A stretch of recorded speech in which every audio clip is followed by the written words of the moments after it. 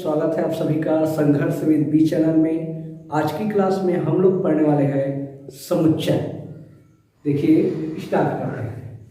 समुच्चय वस्तुओं के सुपरिभाषित संग्रह को समुच्चय कहते हैं। वस्तुओं के सुपरिभाषित संग्रह को समुच्चय कहते हैं। सुपरिभाषित का अर्थ यह है कि आप किसी भी समुच्चय में उसके अवयव का एक निश्चित रूप से निर्णय ले सके कि वो समुच्चय के अवयव है या समुच्चय के सदस्य है, और इसको दर्शाते हैं अंग्रेजी वर्णमाला के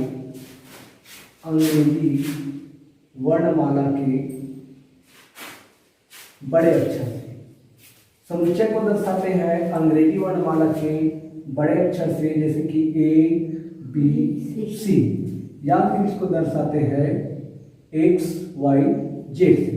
इसके अवयव जो है उसको दर्शाते हैं स्मॉल राइटिंग से A, B, C, या फिर X, Y, Z। वस्तुओं के सुपरिभाषित संग्रह को समुच्चय कहते हैं, और इसमें अंग्रेजी वर्णमाला से दर्शाते हैं इसको A, B, C या X, Y, Z से। इसके जो अवयव है उसको दर्शाते हैं A, B, C, X, Y, Z। यहाँ एक यूनानी प्रतीक होता है, उस यूनानी प्रतीक को बोलते हैं एप्सिलॉन। इसको बोलते हैं एप्सिलॉन। ये सिंबल है, संकेत है। मान के चलिए यहाँ X बिलोंग टू A इस तरह से है, तो आप बोल सकते हो कि X A में है या समुच्चय A का अवयव X है, या फिर यहाँ आप बोल सकते हो Y belong to B। Sorry, इसको बिलोंग टू कहते हैं, आप लोग देख सकते हो यहाँ लिख देते हैं बिलोंग टू, इसको बोलते हैं बिलोंग टू। एप्सिलॉन का संकेत है, इसको बिलोंग टू बोलते हैं। अगर इस तरह से आपको मिलता है कि X बिलोंग टू A, तब आप बोल सकते हो कि X जो है A में है। यहाँ Y बिलोंग टू B, मतलब Y जो है B में है, या Y जो है B का सदस्य है। इसमें एक बात और है, मान के चलिए अगर A में X नहीं है तब इसको आप दर्शाएंगे X not belong to A। यहाँ अगर समुच्चय B का सदस्य Y नहीं है तब इसको दर्शाएंगे Y not belong to B। इस तरह से आप इसको दर्शा सकते हो। फ्रेंड, यहाँ देख लेते हैं समुच्चय का कुछ उदाहरण। समुच्चय का उदाहरण के लिए यहाँ लेंगे एग्जाम्पल के तौर पर, मान के चलिए एग्जाम्पल यहाँ कुछ भी ले लेते हैं, जैसे कि मान के चलिए A, E, I, O, U। A, E, I, O, U। ए अपने आप में क्या है, तो ये अपने आप में एक अंग्रेजी वर्णमाला के स्वर है।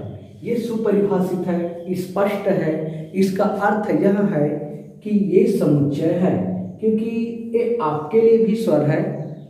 देखिए यहाँ एक सरल तरीका से समझाने की कोशिश कर रहा हूँ।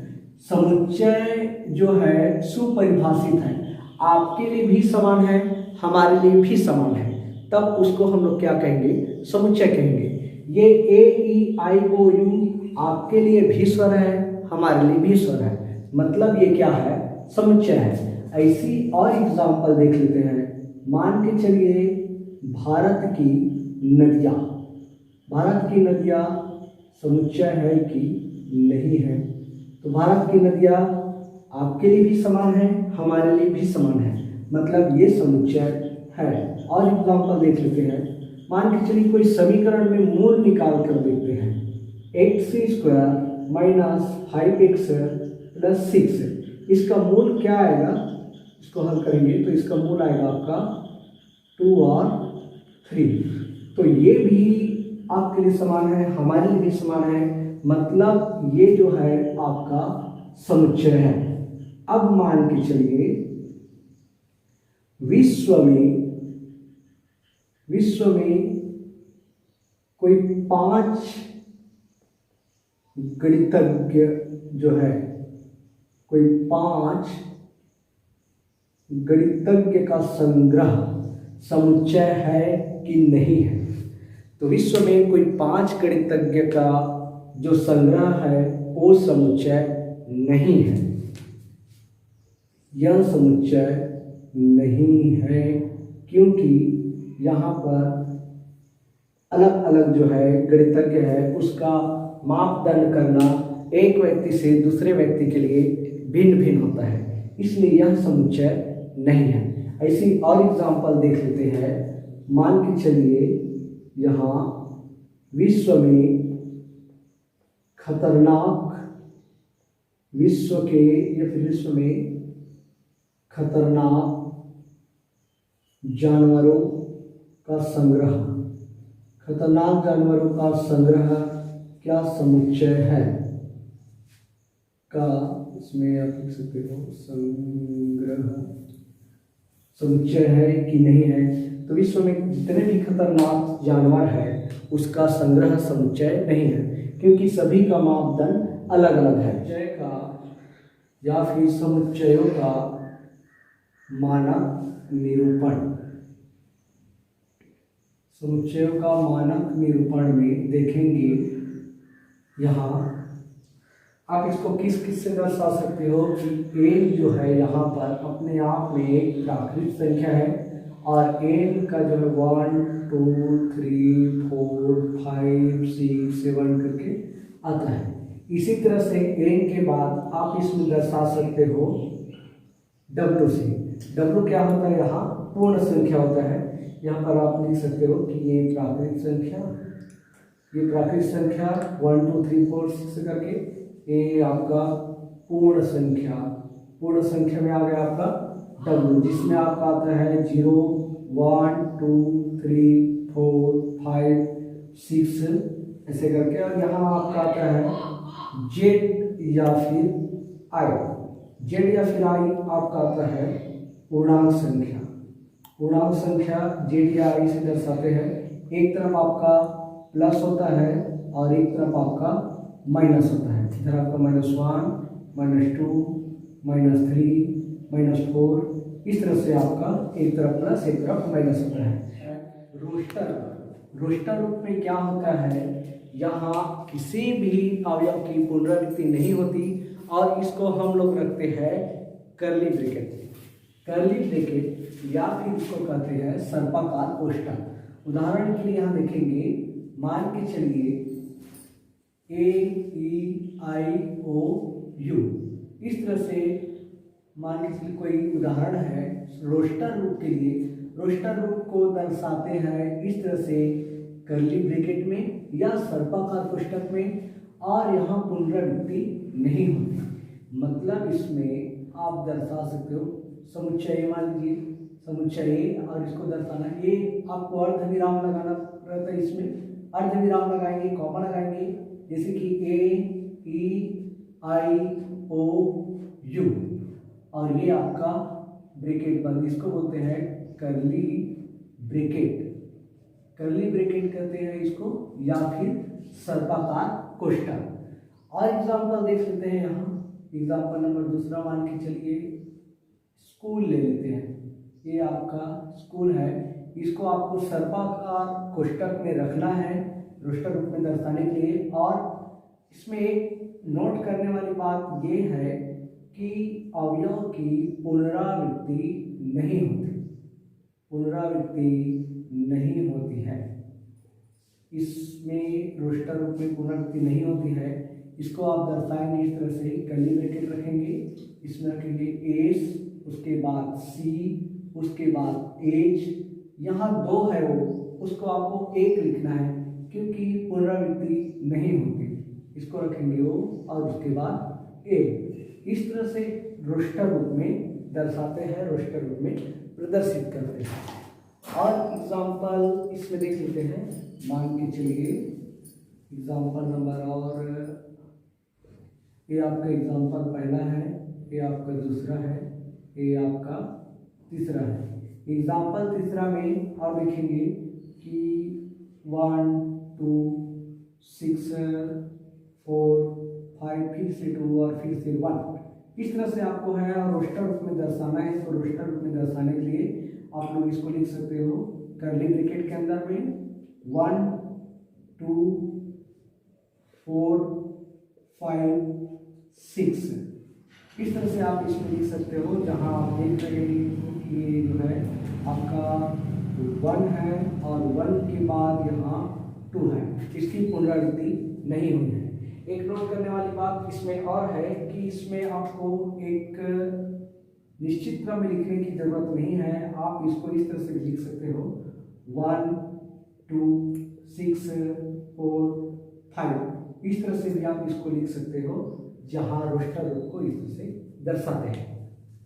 दूसरा देखते हैं यहाँ समुच्चय निर्माण रूप। दूसरा आपका है समुच्चय निर्माण रूप।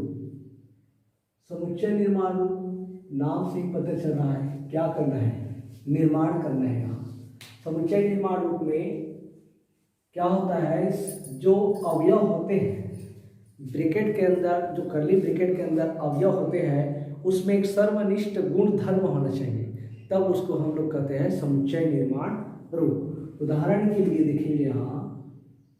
अच्छा फ्रेंड्स, यहाँ जो है एक इस तरह से आपको सिंबल मिलेगा, संकेत मिलेगा, इसको बोलते हैं कोलन।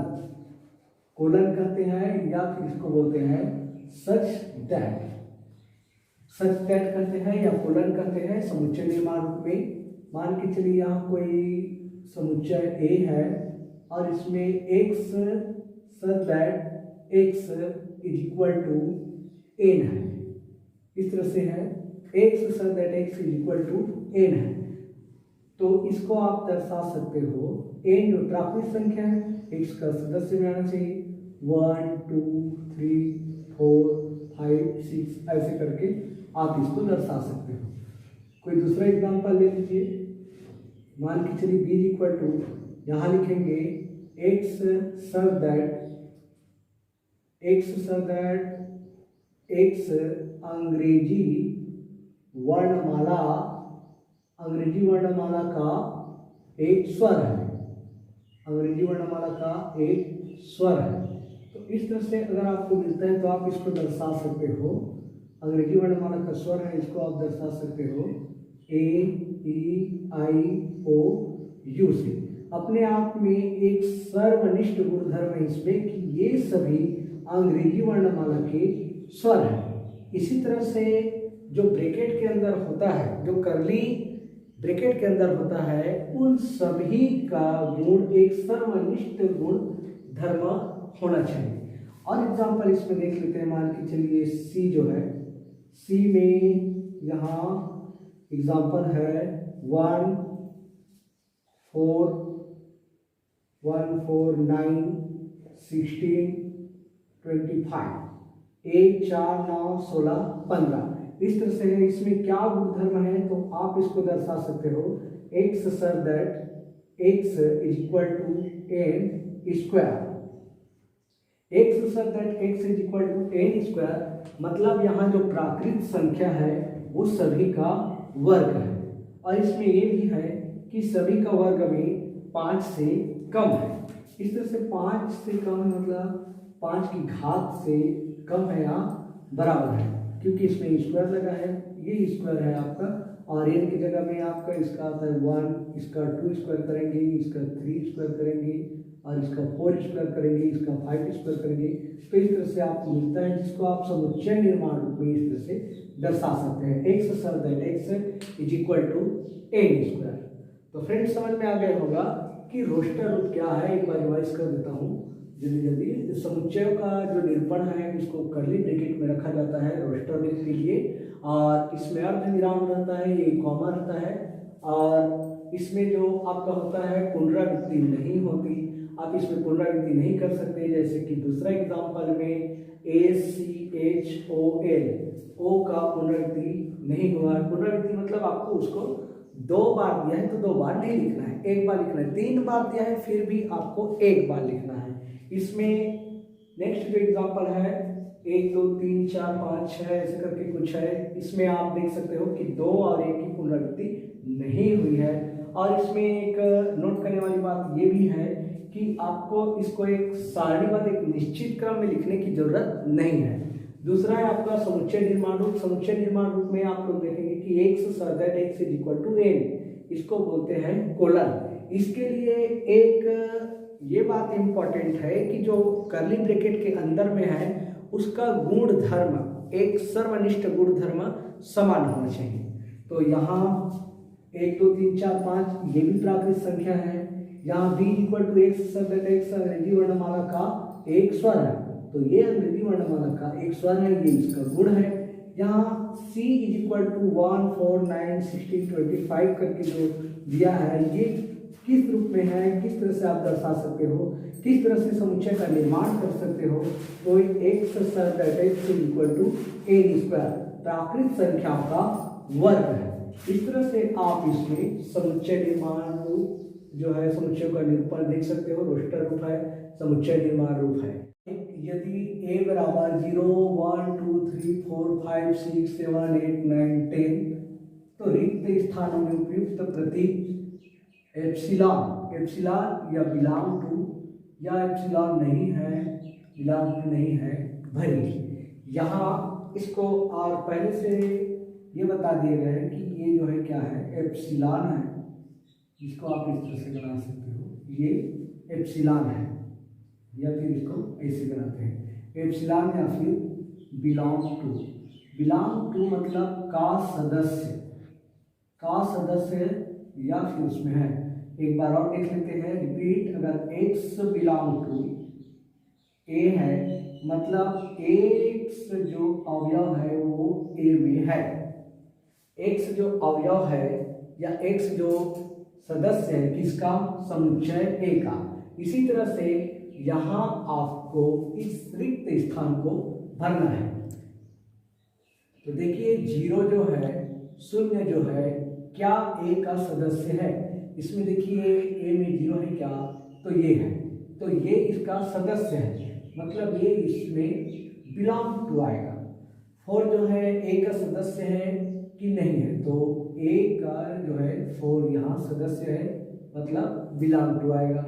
-4 a सदस्य है क्या, इसमें माइनस वाली नहीं है, मतलब ये इसका सदस्य नहीं है, नॉट बिलोंग टू। ये 12 जो है 12 जो है इसका सदस्य है क्या, तो 12 इसमें नहीं है, ये इसका सदस्य नहीं है। 9 को देखिए, 9 यहाँ सदस्य है क्या, तो हाँ 9 इसका सदस्य है, इसलिए आएगा बिलोंग टू। -2 नहीं है, इसलिए नॉट बिलोंग टू। 10 को देखिए, 10 जो है इसमें इसका सदस्य है, मतलब ये आएगा आपका बिलोंग टू। ठीक है, समझ में आया। उसके बाद यहाँ देखेंगे दूसरा उदाहरण, कौन से समुच्चय है, कौन से समुच्चय है और कौन से समुच्चय नहीं है, उसको देखेंगे। तो समुच्चय एक बार और फिर से देख लेते हैं, समुच्चय क्या है। सुपरिभाषित वस्तुओं का संग्रह, सुपरिभाषित वस्तुओं का संग्रह को समुच्चय कहते हैं। वस्तुओं का संग्रह को समुच्चय कहते हैं। कहने का मतलब ये है कि वो आपके लिए भी समान हो, हमारे लिए भी समान हो, तब उसे संग्रह कहते हैं, समुच्चय कहते हैं। जैसे कि पहला यहाँ है, जे अक्षर से प्रारंभ होने वाले वर्ष के सभी माह का संग्रह समुच्चय है कि नहीं है। तो जे अक्षर से एक वर्ष में आने वाली माह की जो है, जे अक्षर से आने वाली नाम क्या क्या होता है, जनवरी हो सकता है आपका, जनवरी, और उसके बाद आपका हो सकता है जून हो सकता है, उसके बाद आपका जुलाई हो सकता है। तो ये आपके लिए भी समान है, अपने लिए भी समान है, मतलब ये जो है आपका समुच्चय है, या फिर इसको हाँ भी लिख सकते हो, ये जो है आपका समुच्चय है। दूसरा देखिए, विश्व के खतरनाक जानवरों का संग्रह। विश्व के जितने भी खतरनाक जानवर हैं सबकी मापदंड करना एक व्यक्ति से दूसरे व्यक्ति के लिए भिन्न भिन्न होती है, अलग अलग होती है, इसलिए यह समुच्चय नहीं है। इसको आप लिख सकते हो, यह समुच्चय नहीं है। तीसरा जो है लेखक के प्रेमचंद द्वारा लिखित उपन्यासों का संग्रह, उपन्यास वाली बात आ गई यहाँ, उपन्यासों का संग्रह ये क्या है, समुच्चय है कि नहीं है, तो ये समुच्चय है। आपके लिए भी समान है, अपने लिए भी समान है। ये जो चौथा है 7 और 19 के बीच सभी अभाज्य संख्याओं का संग्रह, 7 और 19 के बीच अभाज्य संख्या क्या क्या आ सकता है, तो यहाँ आ सकता है आपका 11 आ सकता है, 11 के बाद 13 आ सकता है, 13 के बाद 17 आ सकता है। अभाज्य संख्या है, इसका जो संग्रह है ये समुच्चय है, मतलब इसको भी आप लिख सकते हो, यह समुच्चय है। लास्ट जो है आपका 30 के सभी भाजकों का संग्रह, 30 के सभी भाजकों का संग्रह एक निश्चित रूप से देखेंगे तो यहाँ ये समुच्चय है। क्या क्या आता है इसमें, 1 आता है, 3 आता है, 5 आता है और 6 भी आ सकता है, 10 आ सकता है, 15 आ सकता है, 30 आ सकता है। इस तरह से इसका सभी भाजकों का संग्रह समुच्चय है। तो फ्रेंड्स समझ में आ गया होगा। अब देखेंगे प्रश्नावली 1.1। प्रश्नावली 1.1 में देखेंगे कि प्रश्न 1 में निम्न में से कौन से समुच्चय है, और प्रश्न 2 में रोस्टर रूप में लिखना है। तो प्रश्न 1 में कौन से समुच्चय है, कौन से नहीं है, उसको समझना है। आपकी कक्षा के सभी बालकों का संग्रह समुच्चय है कि नहीं है, तो समुच्चय का मतलब जानते हो, सुपरिभाषित होना चाहिए। तो आपकी कक्षा के सभी बालकों का संग्रह, बालक जो है समान कक्षा में जो है पढ़ रहे हैं, मतलब ये जो है आपका समुच्चय है, इसको हाँ करके लिख सकते हो। 100 से कम सभी प्राकृतिक संख्याओं का संग्रह, 100 से कम सभी प्राकृतिक संख्याओं का संग्रह समुच्चय है कि नहीं है, तो इसके लिए 100 से कम में 1 2 3 4 5 करके आएगा आपका 98 99 तक के आएगा, 99 आपका जो 100 से कम है। और ये क्या है, सभी प्राकृतिक संख्या है, 1 से स्टार्ट हुआ है, इसलिए ये जो है आपका समुच्चय है। तीसरा जो है समीकरण x² - 5x + 6 = 0 के मूलों का संग्रह। इसका मूल आप इसको गुणनखंड करके हल करके देखिए, जैसे कि x² - 5x + 6 = 0। मध्य पद को इस तरह से तोड़ना है कि उसका गुणनफल आपका +6 आ जाए। तो किस तरह से तोड़ेंगे इसको, x² - 2x - 3x + 6 = 0। Minus minus का हो रहा है प्लस, और 2 और 3 का 6, इसको जोड़ेंगे तो -2 और -3 -5। यहाँ से x कॉमन लेंगे तो x - 2 -3 और x - 2 = 0। एक बार x - 2 = 0 और एक बार लिखेंगे x - 3 = 0। तो यहाँ x = 2 और x = 3, x का 2 मान आ रहा है 2 और 3, जो इसके लिए उचित है। मतलब ये तीसरा भी आपका समुच्चय है। चौथा जो है गणित में कठिन अध्यायों का संग्रह समुच्चय है कि नहीं है, तो अलग अलग जो अध्याय है अलग अलग के लिए निर्भर करता है, इसलिए यह जो है समुच्चय नहीं है। विश्व के सर्वश्रेष्ठ बल्लेबाजों का संग्रह समुच्चय नहीं है, क्योंकि किसी को सचिन पसंद है, किसी को राहुल द्रविड़ पसंद है, तो किसी को वीरेंद्र सहवाग पसंद है, किसी को MS धोनी पसंद है। इसलिए सभी का अलग अलग जो है, सभी के लिए अलग अलग है, इसलिए यह समुच्चय नहीं है। दूसरा जो है आपका रोस्टर रूप में लिखना है। दूसरा प्रश्न आपका है रोस्टर रूप में लिखिए या फिर लिखो। तो पहला यहाँ है एक्स सच दैट, रोस्टर रूप को थोड़ा से देख लेते हैं कि रोस्टर रूप क्या है। इसमें बताया गया था कि आपको इसमें लिखना है अर्धविराम के साथ में, और इसमें पुनरावृत्ति नहीं होती, और पुनरावृत्ति नहीं होने के साथ साथ आपको कर्ली ब्रैकेट पे रखना है। उदाहरण बताया गया था ए ई आई ओ यू का, जो अपने आप में एक अंग्रेजी वर्णमाला का स्वर है, पुनरावृत्ति नहीं होती। इसमें रोस्टर रूप में लिखने के लिए एक्स सब दैट एक्स एक पूर्णांक है तथा x square plus x minus 2 का यहाँ इक्वल टू 0 है। एक पूर्णांक है, मतलब इसको ज्ञात करने के लिए आपको इसको तोड़ना पड़ेगा, मध्य पद को तोड़िए तो एक्स स्क्वायर होगा और ये होगा आपका, पहले क्वेश्चन लिख लेते हैं, एक्स माइनस 2 इक्वल टू 0। इसको तोड़ेंगे तो ये आएगा आपका एक्स स्क्वायर, यहाँ पर plus 2x minus X minus 2 equal to 0। X common लेंगे तो ये होगा आपका x plus 2 minus 1 x plus 2 is equal to 0, या फिर x प्लस 2 एक बार और एक बार x minus 1 is equal to 0। x plus 2 के साथ में 0 और x माइनस 1 के साथ में 0। यहाँ x is equal two plus 2 है, उधर जाके माइनस 2, और x ये माइनस 1 है, उधर जाके प्लस 1, या x is equal to minus 2 और 1, जो अपने आप में एक पूर्णांक संख्या है। पूर्णांक संख्या मतलब एक तरफ प्लस होता है, एक तरफ माइनस होता है, तो यह एक पूर्णांक संख्या है और इसको आप रोस्टर रूप में इस तरह से लिख सकते हैं। ये इसका आंसर यहाँ लिख देता हूँ, x इज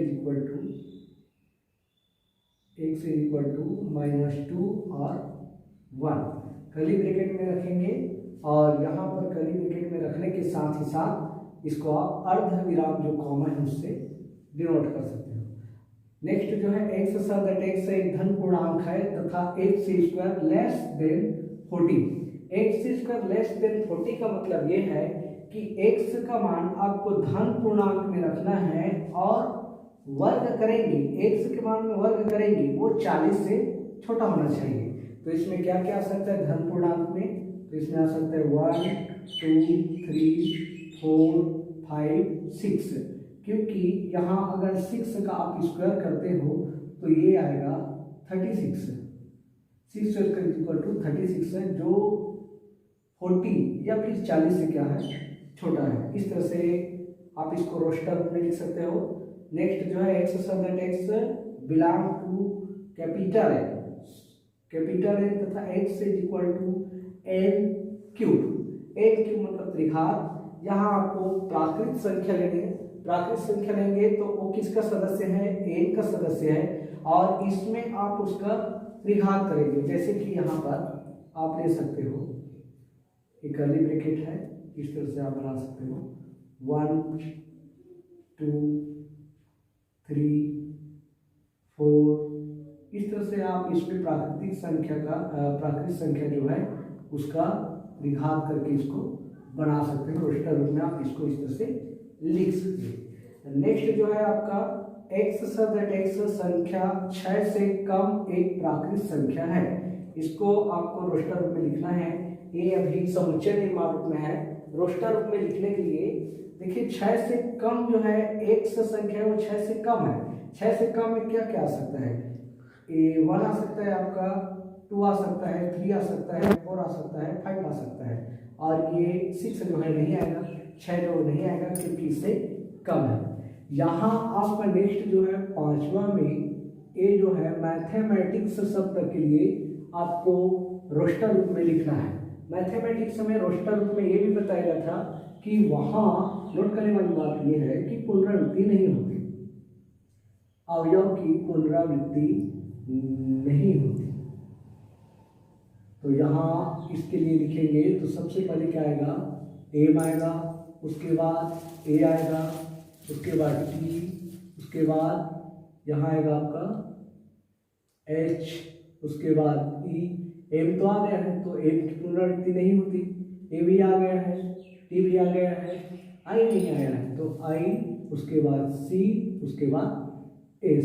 इस तरह से आप इसको रोस्टर में लिख सकते हो, M A T H E I C S. यहाँ एम की पुनरावृत्ति नहीं हुई है, ए की पुनरावृत्ति नहीं हुई है, टी की पुनरावृत्ति नहीं हुई है। तो फ्रेंड ये सब समझ में आ गया होगा कि रोस्टर रूप क्या है और किसको समुच्चय कहेंगे, किसको समुच्चय नहीं कहेंगे। नेक्स्ट जो है इसमें देखते हैं समुच्चय निर्माण रूप। तो उसके लिए मैं इसको थोड़ा सी रफ कर देता हूँ। समुच्चय निर्माण रूप में लिखिए। अब देखेंगे यहाँ समुच्चय निर्माण रूप में लिखिए। समुच्चय निर्माण रूप में लिखिए तो यहाँ है 2 4 6। 2 4 6 यहाँ पर क्या दर्शा रहा है समुच्चय निर्माण में।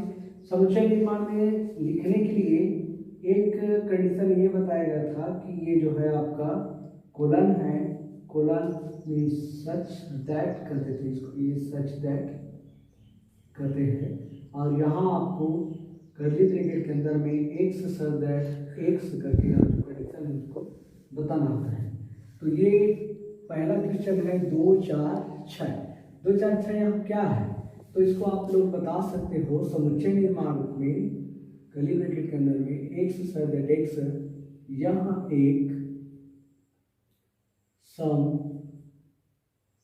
यह एक सम प्राकृतिक संख्या है, सम प्राकृतिक संख्या है। इस तरह से आप इसको बता सकते हो।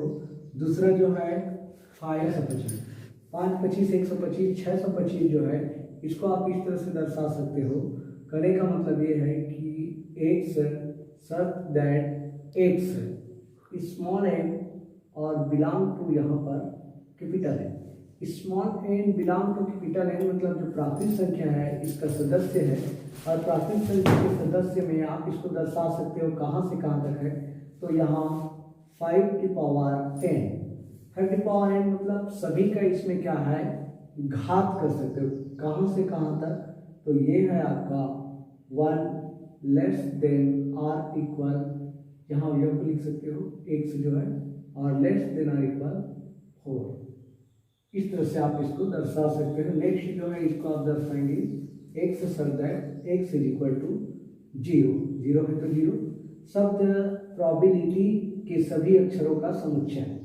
तो इसको आप दर्शा सकते हो एक्स सर दैट एक्स, और ये प्रोबेबिलिटी लिखाया है तो इसको आप बोल सकते हो कि प्रोबेबिलिटी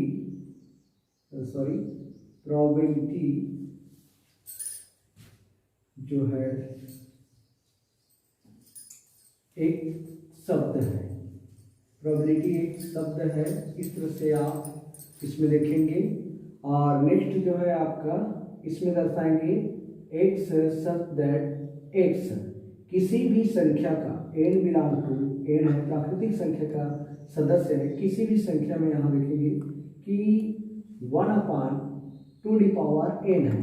2 का घात कहाँ से कहाँ तक है तो आप इसमें दर्शा सकते हो 2 का घात 2 less than or equal x less than or equal 6 तक है। क्योंकि देखिए 6 जो है 6 के घात में अगर आप 2 रखते हो, संख्या अलग अलग रखते हो, तब यहाँ पर अलग अलग आएगा।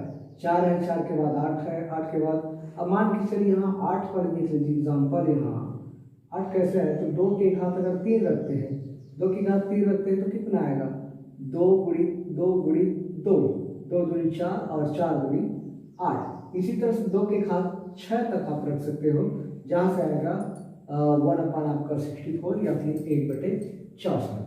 तो फ्रेंड आज की क्लास में हम लोग प्रश्नावली 1 को पढ़े हैं। नेक्स्ट वीडियो में हम लोग पढ़ेंगे प्रश्नावली 2। तो समझ में आया होगा।